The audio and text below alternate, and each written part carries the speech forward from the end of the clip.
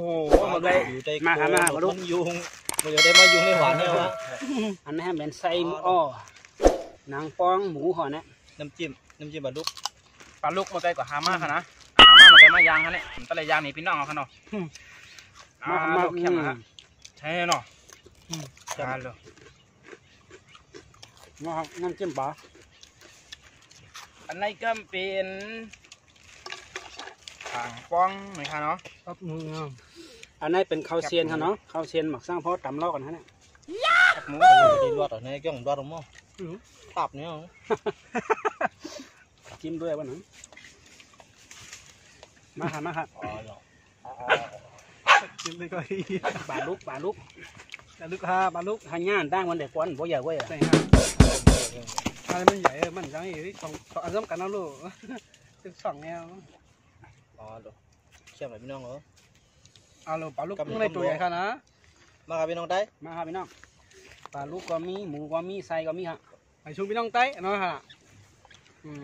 มาท้องข้าวพี่น้องกินถือไว้ไหลครับจิ้มด้วยอินรู้อันนี้เป็นข้าวอย่างวะส้มตำไทยเลยเนาะตำไทยขนมจีนนี่ครับยอดกินข้าว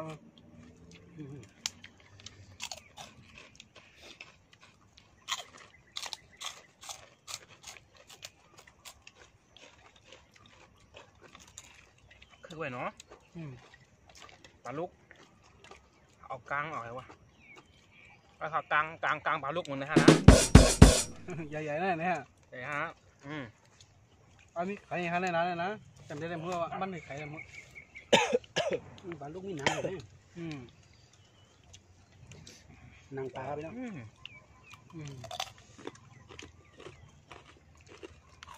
กำก้นกูบอกแต่ละว่ากินปลากินตั้งโหจ่องมันเนี่ยอ่อมให้อ่อมตั้งกวนจ่องอุ่นกวนเขาตาไว้นะน้ำตาอะไรก็ได้เนาะน้ำตาไหลก็ไอ้ใครพี่น้องเอาออกปลาลูกอันนี้น้ำจิ้มปลาเนี่ยนะน้ำจิ้มปลาลูก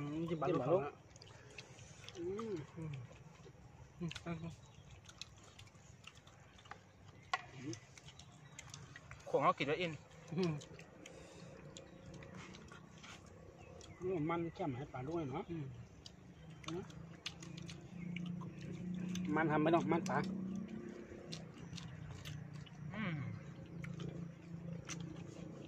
ยอดหมูก็มันปลาก็มันตั้งนาการบริเนี่ยกินแค่มันแค่เนาะมาก็ลดน้ำหนักกันมาพี่น้องโ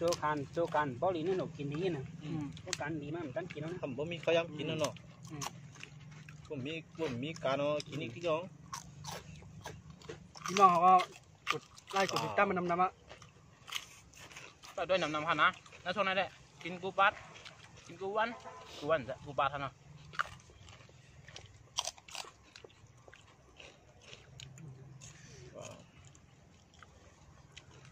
อันนี้ของเข้ม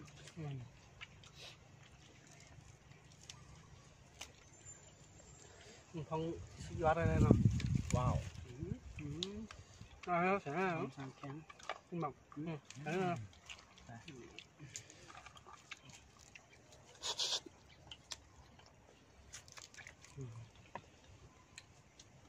ไม่ไปตั้งแต่เนี่ยว้าว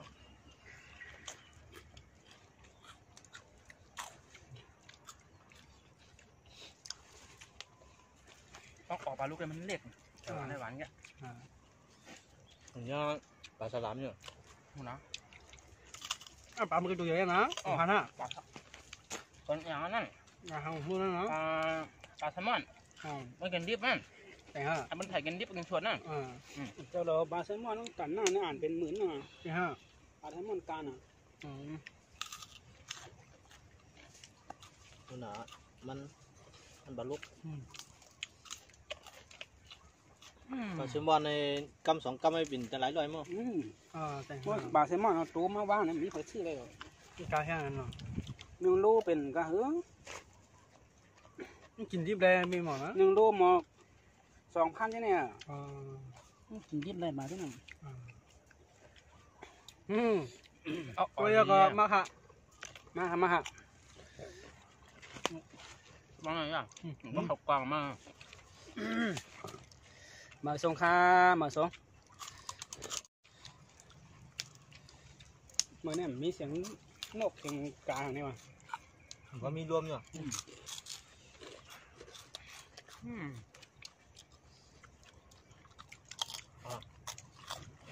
มาครับพี่น้องกินหนึ่งกินเต็ม แต่ถึงแตงเมืองเฮาไงเนาะก็เลยเชิญเลยช่วยเนี่ยหากินต้องแตงอ่ะดูกัดหลีเนาะ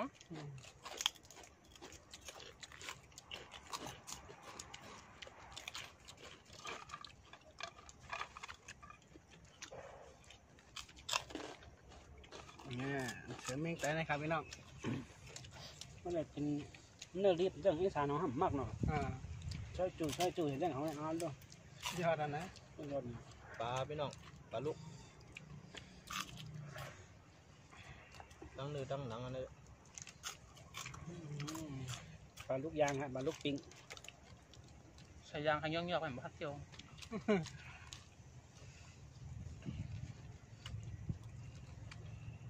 ใครเกี่ยวกับเสือค่ะไอ้ค่ะ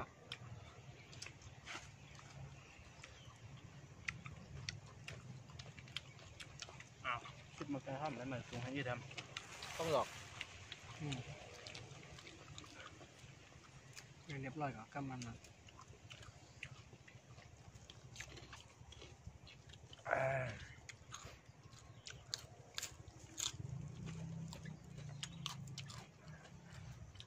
อ้างก่อนซื้อหอยเห็นไหมให้กินตำหอยนะมันเนี่ย อ่า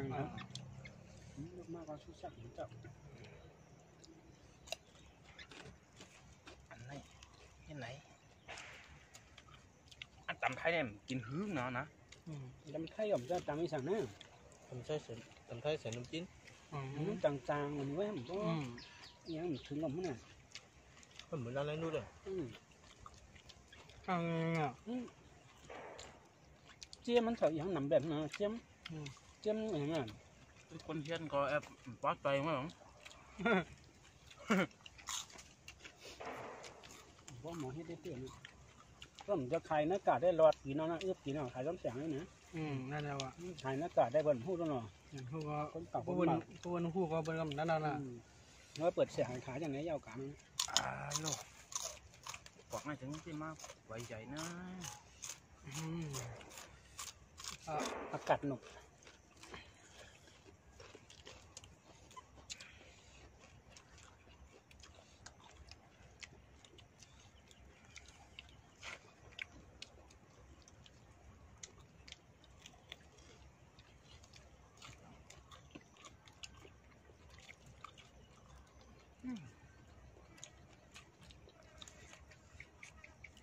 กลางบางลูกครับพี่น้อง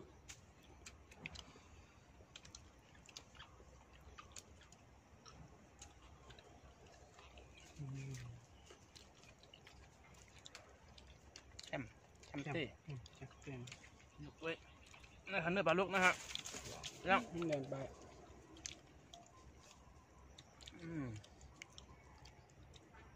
กินโกหน่อยไหมก็ได้ก็เลียดหนาวก็ลงเลียดป่วน เห็นไหม ว้าว ทำหรือแบบมึงเรียกอะไร อ้าว ไม่ จริง กิ อ่ะ นมันกินบ่กินเอา อืม ปันลูกน้องเอาก็ ลุงน้องมาน่ะ Ừ. เย็นๆนะ ลูกน้องมาไปเนี่ย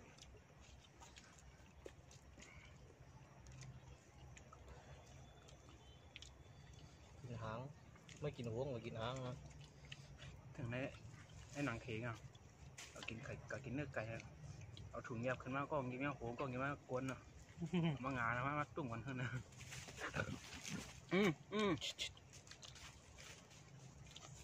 ไหนครับพี่น้องโอ้เข็มหนาในวันไหน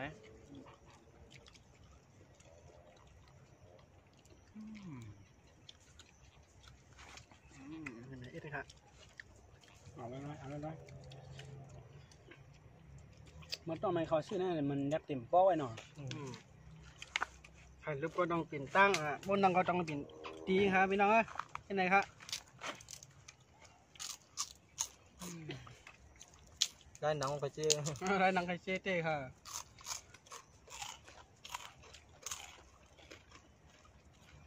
พี่หนุ่มเขาเนี่ยมักปลาล่านะฮะ ปลาทำหมัก เด้อจังฮะ เต้ วันนั้นเขากินตำหวานกินนะ ทำไข่ปลามันเหมือนกันนั่งดีกันสาเหตุมา เขาใส่ปลาล่าแล้วเนาะ ปูปลา อืม มักอันปู มักปูฮะ มักปูที่บ้าน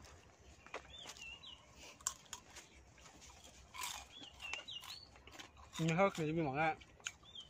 มันน่ากินได้เนาะ ของแคมอ่ะ